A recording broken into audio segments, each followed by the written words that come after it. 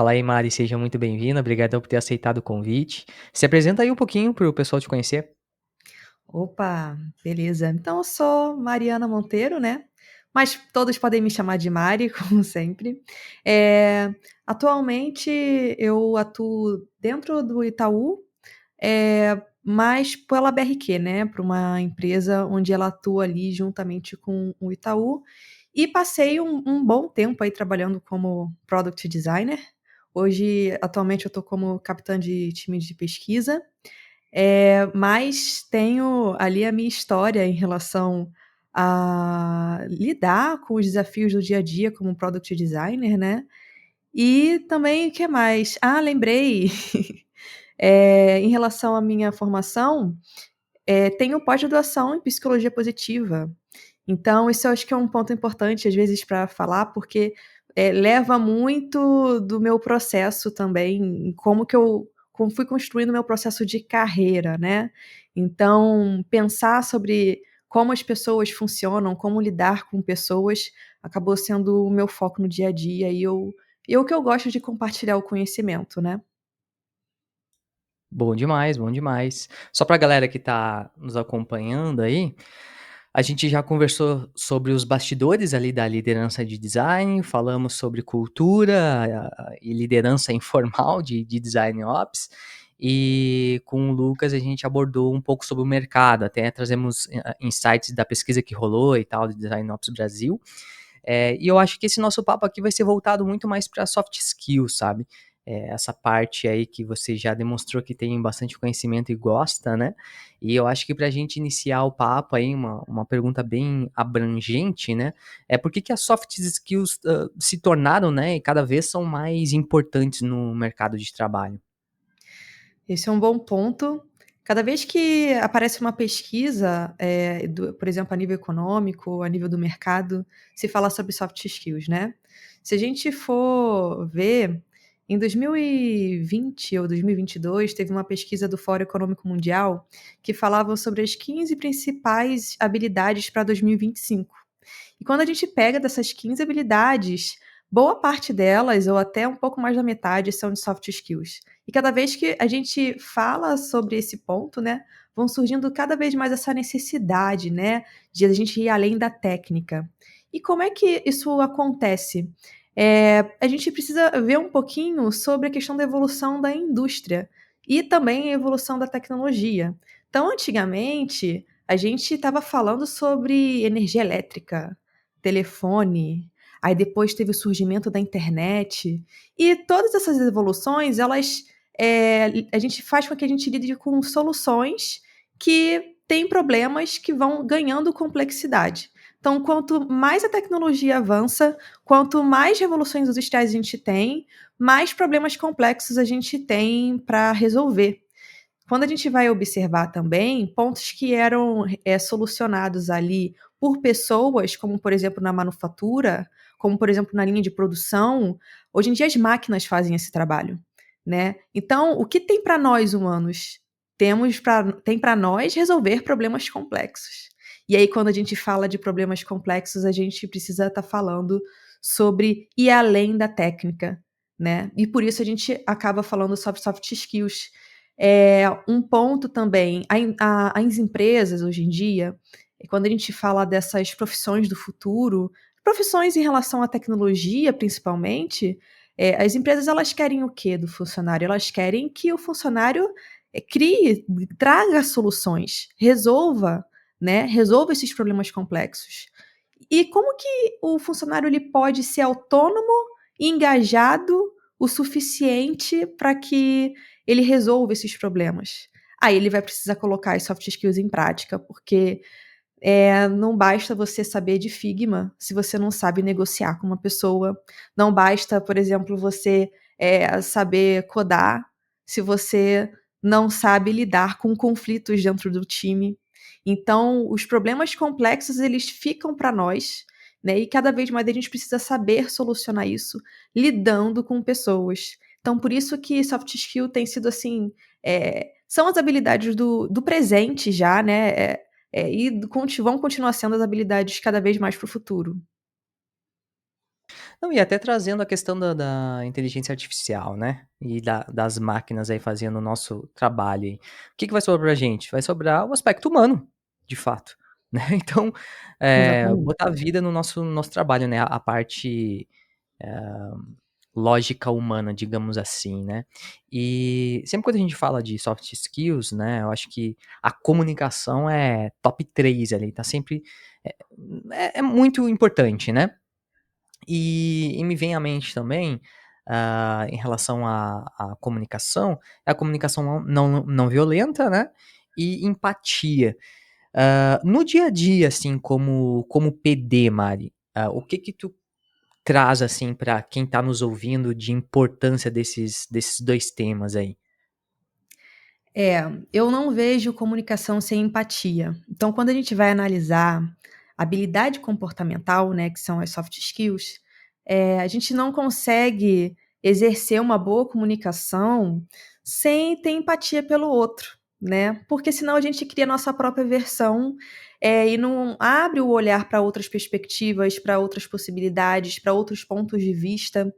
Então, assim, comunicação e empatia estão diretamente ligados, né. E quando a gente fala sobre, comunicação não violenta, como que a gente se comunica sem ser agressivo com o outro? Quando a gente entende o outro. E para entender o outro, a gente precisa exercer esse ponto de empatia. Muitas das vezes, a gente pode, criar uma versão nossa mesmo das histórias que acontecem ao nosso redor, e talvez não ser aquilo. Por exemplo, se a gente precisa falar com alguém ali dentro do time e a pessoa dá pouco caso, não responde a gente direito, não colabora, a gente pode criar nossa versão e achar: "Nossa, aquela pessoa não gosta de mim, não quer saber disso, essa dali eu não quero saber, essa pessoa aqui, ela, não quer trabalhar", né, e a gente já cria uma antipatia com o outro só porque o outro não responde, e às vezes a gente não sabe o quanto de tarefa que aquela pessoa tá, se ela tá atolada, se ela não tá atolada, como que a gente pode lidar com a versão do outro, né. Então, é fazendo esse exercício de empatia que a gente consegue pensar: "Não, a pessoa não tá respondendo, mas alguma coisa pode estar acontecendo", né. Ou quando a gente, tenta falar sobre alguma ideia, se empolga para falar sobre alguma coisa e as pessoas não abraçam a nossa ideia. Aí que perspectiva que o outro pode dar? "Nossa, olha só como eu sou incompetente, olha só como eu não sou uma pessoa, capaz de realizar minhas ações, porque eu falei, ninguém gostou da minha ideia". Mas às vezes foi a forma que você falou, não foi a sua ideia.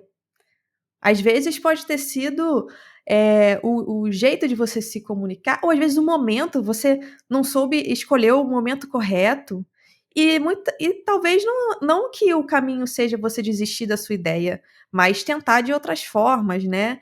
Só que para que isso aconteça, a gente precisa entender um pouquinho no olhar do outro, né, porque senão a gente cria a nossa própria história e acaba indo para outros lados, né. Fazer esse exercício de entender o outro faz com que a gente possa realizar uma boa comunicação. Não, 100%, 100%. E tem um ponto que é importante frisar também, né, é que tem a clareza da comunicação, mas também o que a outra pessoa vai interpretar, que muitas vezes a gente não tem controle. O nosso controle de fato é melhorar a nossa comunicação, dar clareza na informação passada, mas o que a outra pessoa vai interpretar pode ser diferente também, né. E você trouxe esse ponto aí, eu gostaria de destacar. E a forma como a gente fala é muito às vezes não, ela é já comprovada muito mais relevante do que o que está sendo dito, né. Então, nossa, e não somente a a palavra, né, a voz, mas sim a comunicação com escrita também. Muitas vezes a gente coloca o emojizinho lá e não sabe interpretar se se tá sendo antipático ou não, né, tá sendo rude e tal, só coloca lá o thumbs up. Isso é uma forma também de comunicação ali que a gente tem que tomar cuidado, né. E você tem algum exemplo, assim, prático do dia a dia, aonde esses 2 aspectos, assim, são, game change, assim, digamos assim? Olha, eu acho que é o é difícil até de dar um exemplo, porque eu acho que é todo o processo. Desde quando a gente chega e precisa se comunicar com um stakeholder, sabe, a gente precisa falar com as pessoas de negócio, e quando as pessoas, parecem que não estão vendo a importância do nosso trabalho, como que a gente lida com isso. Então, primeiro que assim, né, de uma certa forma, existem técnicas que a gente pode estar utilizando para lidar com pessoas, principalmente que a gente esteja conversando pela primeira vez, né. Então, usando essas técnicas, a gente já consegue ganhar ali uma maior simpatia, conquistar um pouco as pessoas que estão ao nosso redor, né. Mas, por exemplo, imagina que a gente como designer precisa fazer uma dinâmica, né, vamos fazer uma dinâmica ali, com a equipe, fazer uma matriz CSD com a equipe. E eu preciso que o time faça essa matriz CSD junto comigo. E às vezes acontece que, dependendo da forma como a gente fala, por exemplo, eu posso chegar simplesmente no chat e dizer: "Gente, tem uma dinâmica, tal dia que eu tô querendo que vocês façam aqui, que é uma matriz CSD". Aí você só fala isso. Você não sabe se as pessoas vão ler. Você não sabe se as pessoas estão dando atenção para o que você está falando. Você não explicou o porquê. Assim, as pessoas se lembrarem, acho que lembrarem talvez não vejam importância naquilo que você está falando. Mas e se você chegar numa daily, né, no momento onde você está falando de fato com as pessoas, talvez até de câmera aberta para que as pessoas vejam o que é importante, você fale: "Gente, eu estou precisando fazer uma dinâmica com vocês, que vai ser ótima aqui para o desenvolvimento do nosso trabalho, importante para os processos de discovery, e a gente precisa fazer uma matriz CSD. A matriz CSD fala sobre as nossas certezas, suposições e dúvidas. E eu quero fazer essa dinâmica com vocês, porque cada um de vocês é importante para que esse projeto continue. Então, assim, é questão de você colocar para o outro e explicar o como que aquela pessoa ela é importante para estar ali naquele momento. Né? A gente traz esse senso de time, de colaboração, né? E de trabalho em equipe, e a gente traz, por exemplo, uma importância de que as pessoas, aceitem ali e você ganhe persuasão, né, em relação a ter as pessoas para participar dessa dinâmica junto com você. Porque uma coisa, são as pessoas irem entendendo que elas estão contribuindo para o trabalho e que elas vão ajudar a que o projeto, aconteça da melhor forma, com a melhor qualidade, ou do que elas interpretarem do tipo: "Ah, tem uma agenda lá que a PD criou, pô, tem um monte de coisa para fazer, tenho que", você pensa lá no desenvolvedor, "tem que fazer o código aqui, tem que programar", e fica lá aquela garota botando a gente para participar de agenda, né, que eu não sei para que serve. Então, muito, disso daí tem a ver com a forma como a gente fala, né. E a gente acaba precisando, tá fazendo isso a todo momento. Então, a todo momento que a gente fala com o outro, é ter essa perspectiva de que o outro precisa entender que ele tá ali para ajudar, que ele tá ali para colaborar e que ele é importante naquele papel, né. Então, isso é, por exemplo, um dos exemplos que dá para trazer aqui, né, em relação a isso. Bom demais. Eu vou vai pensando aí, mas eu vou te questionar sobre como a pessoa, né, que está nos ouvindo ou nos assistindo, como ela pode desenvolver essas habilidades, né. Só que eu vou contar um case próprio, um case pessoal, que eu já contei publicamente algumas vezes, mas tem algum ouvinte novo aqui. Eu tenho background de tecnologia, né, então eu fui desenvolvedor aí por 7 anos da minha carreira, e eu sempre fui aquela pessoa voltada só pra falar com o computador, né, então eu nem gostava de dar bom dia. Literalmente, eu não gostava de dar bom dia pra ninguém. Fazendo o commit ali no dia a dia já estava ótimo, né. E quando eu migrei pra para design, de fato, que eu fui jogado como um, digamos assim, um dev designer dentro de uma equipe de UX, porque na época eles estavam querendo alguém com background de tecnologia especificamente, né, para trabalhar ali dentro. Eu vi uma oportunidade que foi me apresentada de buscar mais a questão da oratória, né? E isso foi um motivador de carreira, obviamente, mas também uma necessidade que me foi mostrada no dia a dia. Porque, cara, eu tive que. É um outro mundo, é um outro mundo. Não é só com a interação homem-máquina ali, mas eu tinha que falar com pessoas para conseguir me comunicar, expressar as minhas ideias, inclusive o vocabulário técnico, né? E ser a ponte entre o vocabulário técnico lá e o vocabulário mais de experiência. Não vou contar detalhes e pormenores, mas na época eu fiz 3 cursos de oratório e eu indico para todo mundo, tá? E você citou aí na sua fala que existem técnicas. E sim, existem técnicas. Em alguns momentos a gente aplica, em outros momentos a gente não aplica. Agora mesmo eu não estou pensando em técnica nenhuma, eu estou falando de forma fluida e tal, tanto que dá para ver vários cacos aqui que a gente acaba falando, mas eu estou confortável, estou à vontade. Mas num dia a dia, a gente tem que entender quem é que está do outro lado para a gente adaptar a nossa comunicação também. E a oratória serve para isso, né? Daí agora eu jogo para ti. E aí o primeiro ponto para que a gente saiba como falar com o outro é observar o outro, né. Então, a gente começa aí com o papel da observação, porque se a gente não sabe com quem a gente está falando, se a gente não entende o ambiente que a gente está, como que a gente vai acertar, né. Então é aí que está o primeiro ponto da observação.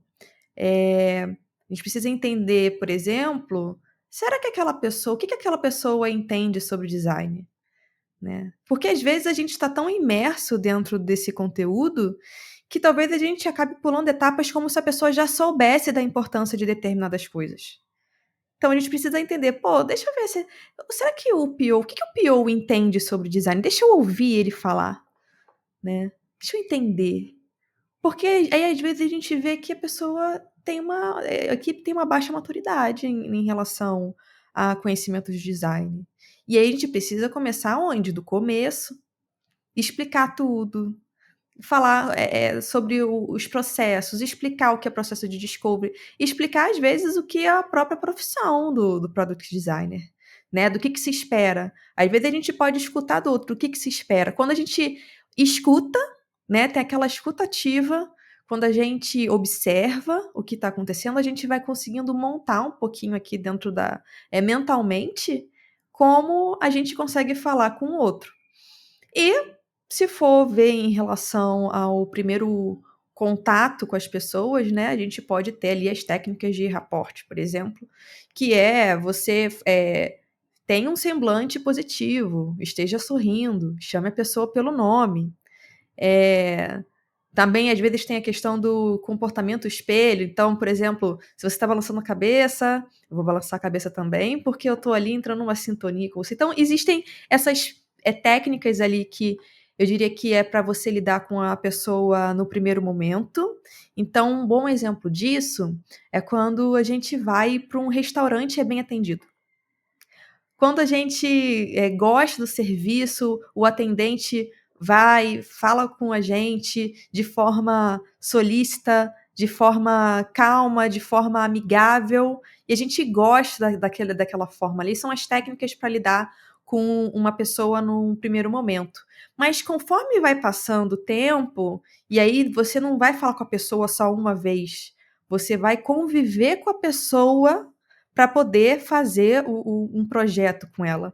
Então, daí que a gente está falando de fato dali das soft skills e precisamos recomendar principalmente o autoconhecimento. Porque quando a gente consegue descobrir sobre a gente vai poder entender o porquê que a gente está ali, o que que a gente está fazendo, e como que a gente vai poder se comunicar com as pessoas, né. Então existe esse exercício da gente entender o porquê que eu estou aqui. o porquê que eu estou fazendo esse trabalho? Qual é o meu objetivo? Qual é o meu propósito de vida? E pode parecer que não tem ligação, mas isso influencia na nossa comunicação. Porque quando a gente fala sobre empatia, a gente está falando sobre entender o outro. Mas para a gente poder entender o outro, a gente primeiro precisa entender a si mesmo. Entender a gente primeiro. Porque é muito difícil da gente fazer o exercício de entender o outro se nem a gente entende, né? Então, para a gente lidar no dia a dia e desenvolver soft skill, é necessário um trabalho forte de autoconhecimento. E eu só queria abrir um parêntese aqui, que assim, quando a gente fala sobre empatia e tal, parece que a gente tá tornando muito glamuroso isso, e a gente sabe que é difícil praticar a empatia no dia a dia, porque como você falou, a gente tem que se conhecer. E como é que a gente vai praticar empatia sem se conhecer? Sem ter uma inteligência emocional para lidar com separar o profissional do pessoal, sabe? E o dia a dia é aquela correria, é o caos e tal. Então, assim, é, não é fácil. E você que está nos ouvindo, né? Não acho que tenha que se julgar. É, achar que você tem que ser perfeito, que tem que agradar a todo mundo, não é sobre agradar todo mundo, inclusive, mas é saber conviver com todo mundo. É diferente. E aí, trazendo esses atritos, né, que acaba acontecendo no dia a dia e tal, o que que você pode trazer, assim, um pouco mais sobre essa questão de inteligência emocional, um pouco mais sobre essa questão de resiliência também, né, que, enfim, uma ideia que não vai para frente, muito bem comunicada, mas que não tem um ok, né? Como lidar com isso aí e dormir tranquilo? Ótimos pontos. É interessante você falar de inteligência emocional, que existe uma teoria sobre inteligência emocional que é do Daniel Goleman. E são 4 pilares da inteligência emocional que ele fala, né. E um dos primeiros pilares, né, na verdade o primeiro pilar é a autoconsciência, é o autoconhecimento. Então, até mesmo para a gente ter essa inteligência emocional de lidar com as pessoas, o primeiro pilar é o autoconhecimento. Depois, a gente vai falar sobre autocontrole. Então, primeiro a gente se conhece, depois a gente vai aprender a lidar com os nossos sentimentos, a gente vai ter o nosso autocontrole. Mas como que a gente ganha o nosso autocontrole? Se conhecendo, né? Observando. O primeiro passo que eu recomendo para quem quiser, a gente pode depois colocar o link em algum lugar. Existe um teste chamado teste VIA, que é um teste que eu gosto de recomendar para qualquer pessoa que queira iniciar essa jornada do autoconhecimento. O teste VIA ele é constituído por um resultado que vai dar ali para você 24 forças de caráter dentro de 6 virtudes. E do maior, ele vai listar essas 24 forças, do primeiro para o último, né? Do 1, 2, 3, 4, 5. Os 5 primeiros são a nossa força de assinatura. E é legal a gente observar principalmente para esses 5 primeiros, né? Esse teste ele foi idealizado ali junto com um dos pais da psicologia positiva, né, que é o Martin Seligman. E ele fez vários estudos para pegar os potenciais do ser humano, né? Quais são os principais pontos do ser humano que se tem, que a gente pode trazer aqui, que todo mundo tem, mas de intensidades diferentes. Então a gente começa a entender, por exemplo, das minhas forças de assinatura é pensamento crítico e criatividade. Então, se eu for investigar e reparar no meu dia a dia, no que eu gosto de fazer, vai tudo a ver ali com pensamento crítico, com criatividade, com criar novas soluções, com fazer novas coisas, ter novas ideias, né? E aí eu vou conseguir identificar que qualquer coisa que eu faça ali no meu trabalho, eu vou estar engajada quando eu trabalho com as minhas próprias potencialidades, né. Então, assim, uma coisa que eu recomendo: "Vamos lá, quero ter inteligência emocional, quero ter empatia". Então, primeiro ponto, vamos começar ali o autoconhecimento. Então eu indico o teste VIA, que é o teste de forças de caráter, para a gente começar a se entender, começar a se explorar. Eh, e quando a gente vai falar de resiliência, a gente também vai falar de autoconhecimento novamente. Só que a resiliência, né, imagina, a gente fala, dá uma ideia e não aceita a nossa ideia. A gente traz uma sugestão e não aceita nossa sugestão. A gente tem alguma coisa que a gente tem em mente que a gente quer trazer para o outro, que acha que vai ser uma coisa legal para ser desenvolvida, a gente passa para as pessoas não aceitam. Aí a gente quer fazer os processos de design corretamente e as pessoas acham que não tem que fazer. Nossa, mas precisa de resiliência, viu? E uma coisa que te falar que vai precisar de resiliência é o trabalho como product designer, principalmente no cenário que a gente tá, a nível Brasil.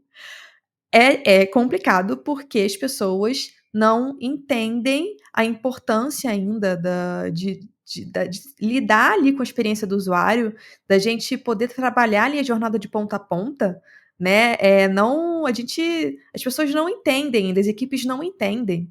Então, a gente tem que estar fazendo aquele trabalho de formiguinha, do tempo todo, ter que estar falando para o outro que o nosso trabalho é importante e que ele precisa ser feito da forma correta, que os processos de discovery precisam ser respeitados, né.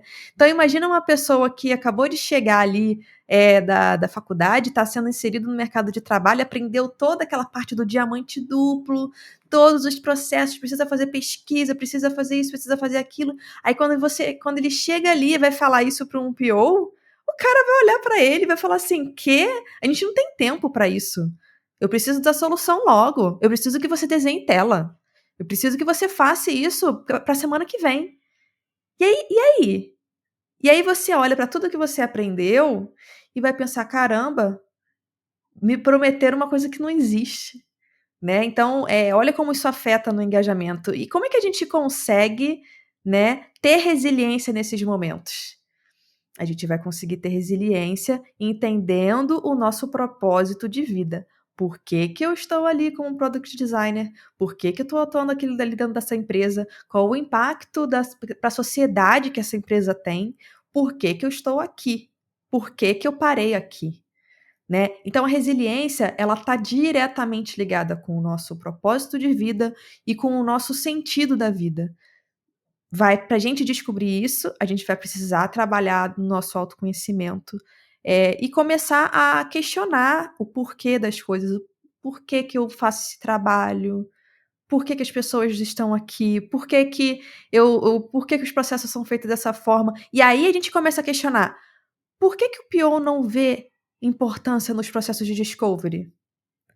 Por que que a equipe não está engajada para trabalhar ali com o que a gente precisa fazer em relação aos nossos processos do dia a dia? Ah, o PO, ele não dá importância para o que eu estou falando, porque ele não sabe do que eu estou falando, e eu precisava o quê? Explicar antes o que que é um processo de discovery. Por acaso o PO sabe o que que é um processo de discovery e eu estou ali falando para ele? Talvez ele não saiba. Por acaso o PO sabe, como que é importante a gente poder fazer pesquisa, fazer teste antes de lançar um produto? Será que o PO já participou de uma entrevista? Sabe como é um processo de entrevista? Então, uma série de coisas ali que a gente vai começar a questionar e entender o ponto em que momento que essas pessoas do time estão e com o nosso propósito de vida, tendo assim, engajada no nosso propósito, no nosso sentido de vida, a gente vai conseguir, de fato, ali, fazer o trabalho de formiguinha, porque o trabalho é longo.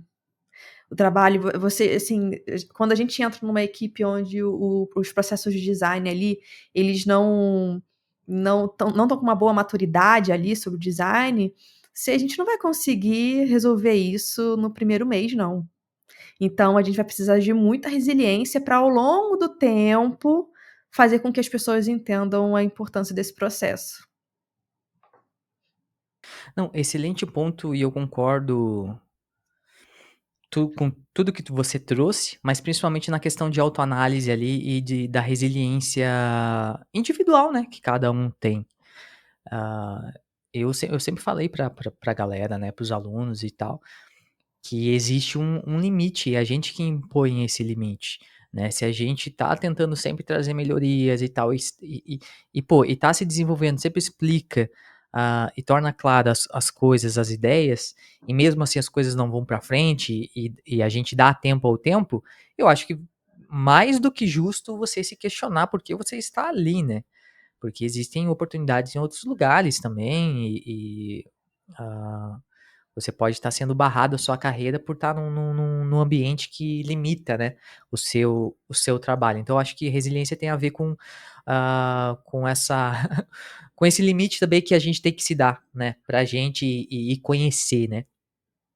Ô Mari, você falou muito sobre o dia a dia de PD e tal, e aí eu queria trazer um ponto como essa temporada tá relacionada a ops também e tal, e tudo que a gente tá falando tem a ver, né. Só que agora eu quero a tua opinião mais nesse tema, assim. Você fez a formação lá do Strategy, né, e você como PD, o que você aprendeu durante a formação, como te tornou um PD uma pessoa, né, product designer melhor, né, considerando que essa trilha de carreira, ela é talvez 70% soft skills e 30% técnicos, assim. Então a gente realmente tem que se desdobrar ali, ter muita resiliência e tal, muito mais até inclusive. Daí eu queria ouvir de ti, assim, o que que esses aspectos, assim, né, relacionado a design ops, contribuíram para tua carreira como designer, né? Primeiramente, assim, um ponto que me faz eu acho que o que eu mais consegui aproveitar é em relação à otimização de processos, né. Então a gente conseguir identificar os pontos de melhoria dentro de um processo, faz com que, inclusive, a gente se destaque como product designer. Né, porque quando a gente identifica que tem alguma coisa ali que está acontecendo de tal maneira, e a gente inclusive você está falando isso, e isso para mim é um dos pontos quando a gente fala sobre soft skills, né, que é de encontrar oportunidades, né. Então a gente olha o processo ele está funcionando de um jeito X, mas e se a gente fizesse tal coisa aqui para evoluir nesse processo, para otimizar, né. A parte das métricas. Assim, para a gente poder defender um projeto, usar métricas, saber falar sobre, sabe, sobre o que está acontecendo no negócio, se preocupar com o negócio, né, e falar sobre o que tem acontecido no projeto, quais são as expectativas. Então, desde a parte de otimização de processos até você trazer as métricas também, né, são pontos muito importantes e que faz a gente se destacar. Com certeza, porque, essa questão de ver oportunidades ali, de ver melhorias, pontos de melhorias, a gente pode estar trazendo, pode estar facilitando o processo, coisa que às vezes as pessoas talvez não estejam, vendo, a gente pode abrir o olhar das pessoas, né, com essa nova perspectiva. Então, me ajuda muito nesse quesito. E hoje em dia, na verdade, eu até tô trabalhando voltada ali para um time, né, e eu tenho utilizado muito esses conceitos de design ops, que acabou sendo até boa parte ali do meu trabalho, né, é poder realizar essa otimização de processos e também de como que a gente, auxilia ali no time, no desenvolvimento de pessoas e como um todo, né. Então, eu diria que como product designer especificamente, a gente aprender sobre design ops faz a gente se destacar e ser um profissional, melhor, né, em relação ao que a gente está fazendo. Muito bom. Eu sou suspeito pra falar, né, mas eu acho que esse se destacar como profissional, com certeza, vai se tornar um profissional muito mais capacitado. E outro ponto também que eu acrescento é a robustez de vocabulário, né. Nossa, Sim, você a sua comunicação fica mais robusta, assim, mais madura, né, porque você vai trazer sempre porque o ponto principal, né, principalmente do strategy e tal, é trazer, eh, as necessidades do ambiente que você está, não é simplesmente a gente atacar o universo de ops a esmo, assim, né, aleatoriamente, sim. mas não, é se focar realmente na necessidade do seu contexto. E aí, entendendo a necessidade do seu contexto, aí você consegue criar mecanismos, né, ali e dar um tiro mais certeiro, né. E é legal te ouvir, né, que, aí não é só eu falando, né. Ô Mari, um outro aspecto aí eu acho que você pode trazer aí pra gente, associado a isso, né, se destacar e tal, é a questão de como liderar projetos, né, como pensar na sua carreira e como se mostrar mais, né. É, primeiramente, eu repetiria quando eu falo de soft skill, eu vou falar de novo, autoconhecimento, é o primeiro ponto, não tem como a gente deixar de falar. Mas essa questão do destaque, eu acho que a observação ela conta muito. Então é entender o que está ao nosso redor. O que está acontecendo à nossa volta? Quais são os obstáculos? Quais são os desafios? Quais são as oportunidades que estão à nossa volta? Tem um ponto que eu vou trazer uma situação para você. Imagina que, às vezes, a pessoa, ela quer ser promovida. "Ah, eu quero sair, eu sou pleno, quero ser sênior", né. E aí, essa pessoa pode até identificar que ela já faz tudo, ela já ensina, ela já ajuda, ela já faz uma série de coisas e ela realmente está apta a ser sênior. E ela quer uma promoção. E aí a pessoa começa a ficar um pouco incomodada, porque essa promoção não vem, não acontece e tal. E aí, tem um ponto que talvez falte para essa pessoa observar. Quantas pessoas à sua volta estão recebendo promoção e como que está o mercado? Como que está a economia? Então, às vezes, não é o momento de você querer uma promoção. Ó, vou falar da minha experiência. Dificilmente rola promoção no final do ano. Pô, as empresas têm que cumprir ali as metas, têm que fechar a verba. Muitas vezes acontece ali os cortes de gastos no final do ano, como é que vou te dar uma promoção? Quando é que surge, por exemplo? Quando tá mais para o começo do ano. Por quê? Porque as empresas, principalmente quando a gente pensa em empresas ali de capital aberto, elas precisam estar mostrando para os investidores que elas estão investindo, né? E no final lá do ano, elas precisam estar mostrando para os investidores que tá cumprindo com o que foi proposto, né?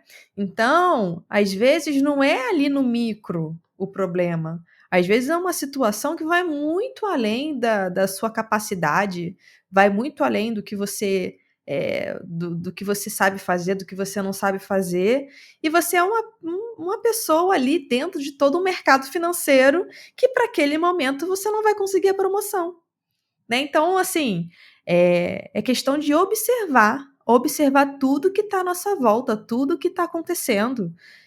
Observar como é que funciona a dinâmica da empresa, quais são os pilares principais da empresa, quais são os valores da empresa, qual é a missão da empresa, o que a empresa está buscando, quais são os negócios ali, quais são as OKRs, quais são os objetivos, né, no fato das OKRs, quais são os objetivos.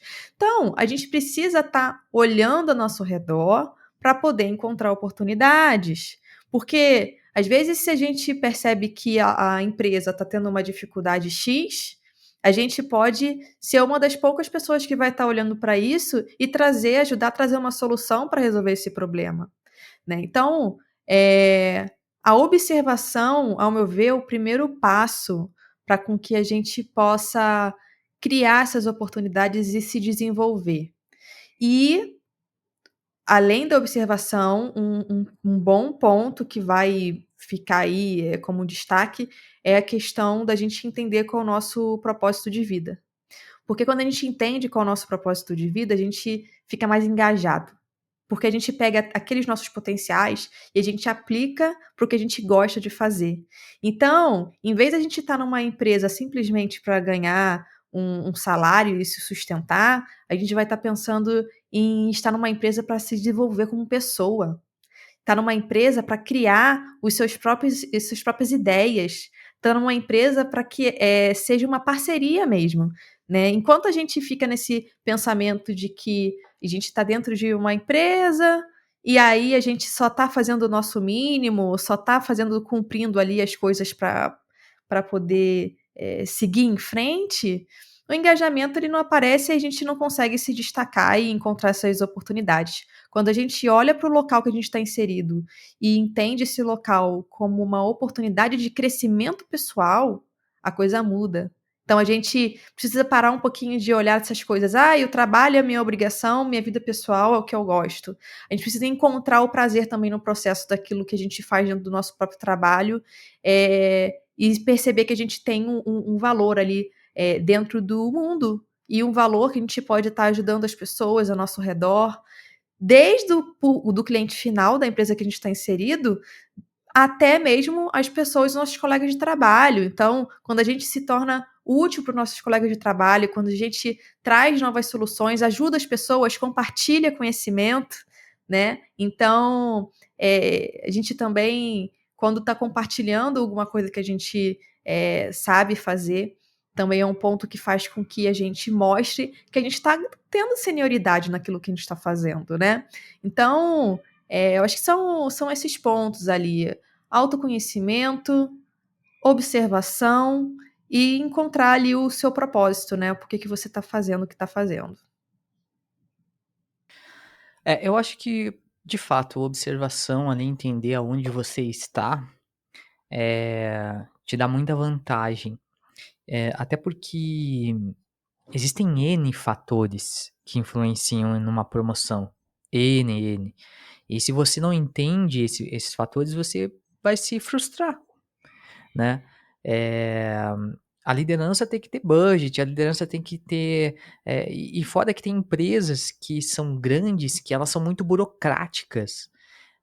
Que existe um limite também de porcentagem que você pode dar, tem o range da função, tem a questão de mudança de cargo também, que é uma outra burocracia, que é um outro aspecto também, porque a senioridade muda de empresa para empresa, né? PD sênior numa empresa menor e você pode ser pleno numa empresa maior ou vice-versa, enfim, isso muda o ambiente, ele vai acabar te exigindo também, né, às vezes você acha que é sênior, mas você é sênior naquele ambiente, no ambiente que você tá, mas e vai para um outro contexto, né, por exemplo, ver se você vai dar conta, né. E aí, até a gente já indo para os finalmente, eu acho que seria bacana explorar mais, essas questões de negociação de dentro das squads, né, o que que tu pode trazer aí pra gente? Então, existem alguns pontos que a gente pode estar trazendo, né, e na verdade é um conjunto de soft skills, né, a gente vai precisar de observação, a gente vai precisar, de ter um bom pensamento crítico, de estar sempre questionando as coisas, né. E como é que seria um pouco desse processo? Eu diria que para a gente começar a aprender a negociar, antes de negociar, precisa de uma bagagem, né. Então, primeiro ponto, tenha domínio do que você está fazendo, né. Se às vezes você não sabe, o que é para ser feito corretamente, por exemplo, como dentro dos processos do design, né, será que eu estou seguro em que momento eu tenho que fazer uma pesquisa, em que momento eu tenho que fazer uma exploração ali com matriz CSD, em que momento eu tenho que fazer um protótipo, de alta fidelidade ou será que é um wireframe? Se você tá nessa dúvida ainda, primeiro busque ali, se tiver, né, principalmente com outros designers, né, busque, ganhar segurança desse conhecimento técnico. E se você já tem esse conhecimento técnico, né, já tem segurança do que fazer, já sabe o que fazer, aí a gente precisa ver ali como fazer, né. Então o primeiro passo que eu diria seria observar o que está ao nosso redor, questionar o que está ao nosso redor, por que que as coisas funcionam daquele jeito, por que as coisas são dessa forma, fazer um processo mesmo de investigação, né, para poder entender o contexto. A partir do momento que a gente entende o contexto, identifica o perfil de pessoa com quem a gente fala, identifica com o que a gente está lidando, aí sim a gente vai poder começar a argumentar. E nessas argumentações, talvez a gente não consiga conquistar de primeiro momento. Talvez nessas argumentações venham algumas represálias ali, né? E a gente vai aprendendo e vai argumentando por que tal coisa é feita de tal forma, por que é assim, por que é assado, né? Documentar. Então, às vezes, para não cair as coisas no esquecimento, documentar os pontos que foram alinhados, ter uma boa documentação é importante. Para aí a gente fazendo toda essa varredura, a gente começa a negociar de fato, propor uma mudança.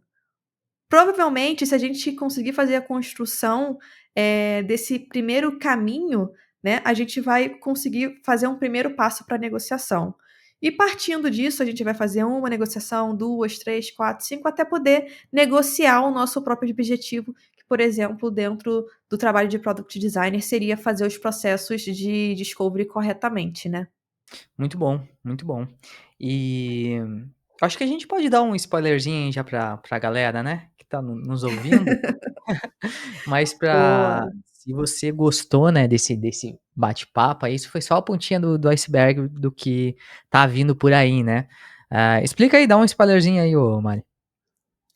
Então, a gente vai estar aqui abrindo a lista de espera, né, para o curso de Soft Skills. Ele se chama Soft Skills da Comunicação, Protagonismo de Carreira, e ele tem o objetivo mesmo de que product designers possam se desenvolver na carreira, né, que a gente possa entender, por exemplo, de fato, como que a gente consegue fazer esse processo de conquista, como que a gente consegue desenvolver nossas soft skills, saber negociar, né, saber entender um pouco melhor sobre esse processo de observação, empatia, comunicação não violenta. Tem também um trabalho para o pensamento crítico, né, que é um ponto também muito importante.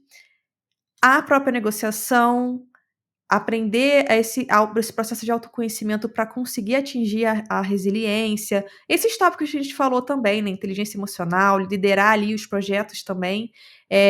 A gente vai estar tratando sobre todas essas questões e também falando sobre como a gente consegue, criar ali oportunidades, né. Então, nesse curso eu vou trazer para o pessoal um modelo de plano estratégico que eu utilizo, que é para a gente de fato poder construir na prática o como que a gente quais são os nossos planos de ação, né, para conseguir desenvolver dentro da nossa própria carreira. E claro, isso vai sendo de acordo com o nosso desenvolvimento de soft skills. Então, é uma imersão aí aqui para o autoconhecimento, é uma imersão para que a gente possa entender mais sobre si mesmo e, entendendo sobre si mesmo, entender sobre as pessoas, né, e saber lidar com elas e poder se destacar na carreira. Muito bom, muito bom. Vai estar aqui na descrição aí, que tiver interesse. É isso aí, Mário, eu acho que foi um papo muito bom, assim, foi uma aula, eu acho, pra galera, né. Espero que tenham curtido e brigadão aí de novo pela participação. Valeu, obrigada, eu que agradeço. Foi muito bom aí estar com vocês também, conversando. Com vocês não, com você. Mas e de poder estar compartilhando esse conhecimento ali para outras pessoas, né.